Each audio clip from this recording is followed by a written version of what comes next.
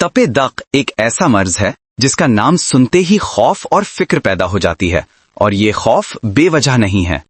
आज 21वीं सदी में जब हम खला में जा रहे हैं, जीनोम एडिटिंग कर रहे हैं और रोबोटिक सर्जरी देख रहे हैं, तब भी दुनिया की सबसे पुरानी बीमारियों में से एक यानी टीबी हमारे माशरे में अपनी जड़ें मजबूती से गाढ़े खड़ी हैं। जनूबी एशिया में तो ये और भी नुमाया है। सवाल ये है कि जब इलाज मौजूद है, जब वैक्सीन मौजूद है, जब हुकूमती प्रोग्राम्स हैं, तो फिर भी ये बीमारी क्यों खत्म नहीं हो रही? मेरा नाम डॉक्टर ए है। मैं अमेरिका में इंटरनल मेडिसिन का सनद याफ्ता डॉक्टर हूँ। गुज़श्ता कई बरसों से मैं मरीजों की बीमारियों पर तहकीक और इलाज कर रहा हूँ, और मेरा खास शौक फेफड़ों से मुतालिक बीमारियों में है। मेरा बुनियादी मकसद ये है कि मैं आप तक सच्चाई पर मबनी, सादा और आम फहम जबान में मुस्तनद तिब्बी मालूमात पहुँचाऊँ, कि आप अपनी सेहत के बारे में बाखबर फैसले करने के काबिल हों और किसी भी गलत फहमी का शिकार ना हों। असल हकीकत ये है कि टीबी सिर्फ एक जरसूमे की कहानी नहीं, बल्कि गुर्बत, गंजान बस्तियों, ग़िज़ाई किल्लत, कमजोर सेहती ढांचे और समाजी बेहिसी की कहानी भी है। एक तरफ करोड़ों लोग ऐसे घरों में रहते हैं जहां सूरज की रोशनी और ताज़ा हवा का गुजर कम है, दूसरी तरफ लोगों को वक्त पर इलाज और मुकाम्मल कोर्स तक रसाई नहीं मिलती, और यहीं से बीमारी अपना जाल फैलाना शुरू करती है। टीबी का जरसूमा जब जिस्म में दाखिल होता है तो हमेशा बीमारी नहीं फैलाता। अक्सर ये खामोशी से जिस्म में मौजूद रहता है, जैसे कोई सोया हुआ दुश्मन। इसे हम लेटेंट टीबी कहते हैं। इस मरहले पर मरीज को कोई अलामात नहीं होती, वो दूसरों को मुतासिर भी नहीं करता, मगर ये खामोश जरसूमा सालों बाद जाग सकता है, खास तौर पर जब जिस्म का मुदाफ़ियाती निज़ाम कमजोर हो। यही वजह है कि ज़ियाबीतिस, HIV या ग़िज़ाई किल्लत के शिकार लोगों में ये बीमारी अचानक एक्टिव हो जाती है। एक्टिव टीबी वो हालत है जब मरीज को मुस्तकिल खांसी होती है, बुखार और रात के पसीने आते हैं, वजन कम होने लगता है, और सबसे बढ़कर ये बीमारी दूसरों को मुंतकिल होने लगती है। एक खांसी के साथ हजारों जरासीम हवा में फैलते हैं और करीबी अफराद को मुतासिर कर सकते हैं।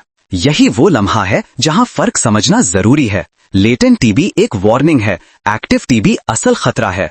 अगर हम लेटेंट टीबी का इलाज कर लें तो न सिर्फ एक फर्द को बचाया जा सकता है, बल्कि उसके आसपास के लोगों को भी मुस्तकबिल की बीमारी से महफूज रखा जा सकता है।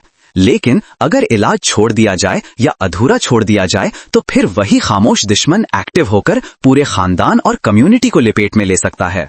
अब जरा एक और कठिन पहलू पर बात करें, ड्रग रेजिस्टेंट टीबी, खासतौर पर MDR टीबी और XDR टीबी। ये उस वक्त होता है जब मरीज अपनी दवाएं मुकम्मल और सही वक्त पर नहीं लेता या दवाएं मयारी नहीं होती। नतीजा ये निकलता है कि जरासीम अपनी शक्ल बदल लेते हैं और आम दवाइयों का असर उन पर खत्म हो जाता है।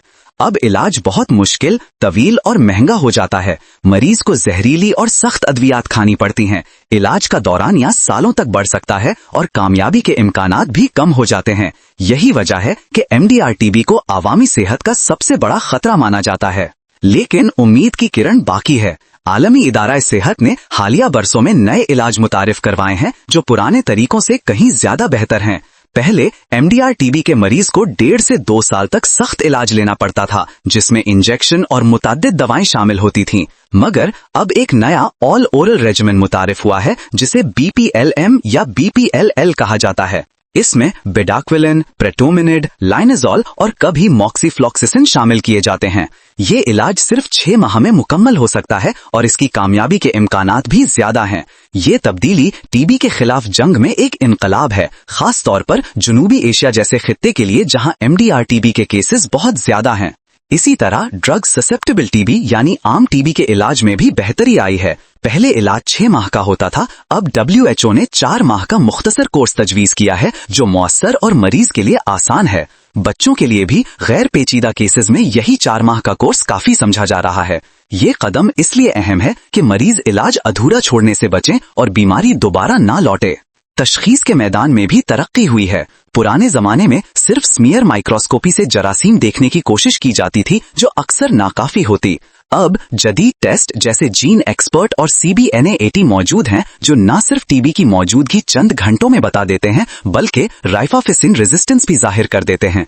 इसके अलावा जदीद जेनेटिक टेस्ट जैसे टारगेटेड जीनोम सीक्वेंसिंग इलाज को जाती नौइयत का और ज्यादा मौसर बना रहे हैं। जनूबी एशिया में हुकूमतों ने भी इस चैलेंज को संजीदगी से लेना शुरू किया है। भारत ने नेशनल टीबी एलिमिनेशन प्रोग्राम शुरू किया है, जिसका हदफ 2025 तक मुल्क को टीबी से आजाद करना है।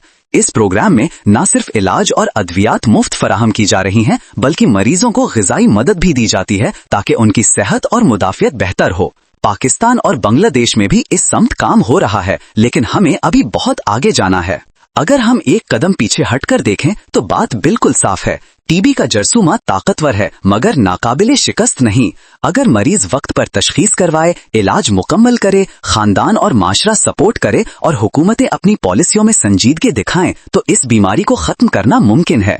मगर अगर हमने लापरवाही की, अगर मरीज ने दवा अधूरी छोड़ी, अगर माशरा खामोश रहा, तो फिर जरासीम भी खामोश नहीं बैठेंगे। वो अपनी शक्ल बदलेंगे और बीमारी मजीद पेचीदा हो जाएगी।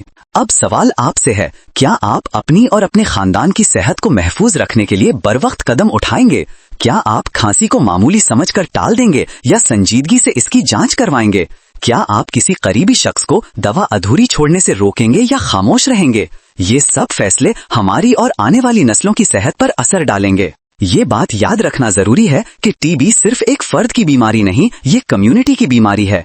एक शख्स का इलाज ना होना दर्जनों दूसरे लोगों को मुतासिर कर सकता है। इसलिए इलाज को सिर्फ जाती नहीं, बल्कि इज्तिमाई जिम्मेदारी समझना होगा। अगर आपको ये मालूमात मुफीद लगी हों तो बराए करम इस वीडियो को लाइक करें, दूसरों के साथ शेयर करें और थी द वेलनेस डॉग को सब्सक्राइब करना ना भूलें। बेल आइकॉन जरूर दबाएं ताकि हमारी अगली वीडियो आते ही आपको फौरन इत्तला मिल सके। हम पूरी मेहनत से आपके लिए सच पर मबनी साइंटिफिक तहकीक से साबित शुदा मालूमात ला रहे हैं, जिन पर आप एतमाद कर सकें। हमारी इस कोशिश को सपोर्ट करें ताकि हम ज्यादा से ज्यादा लोगों तक मुस्तनद तिब्बी मालूमात पहुंचा सकें। शुक्रिया।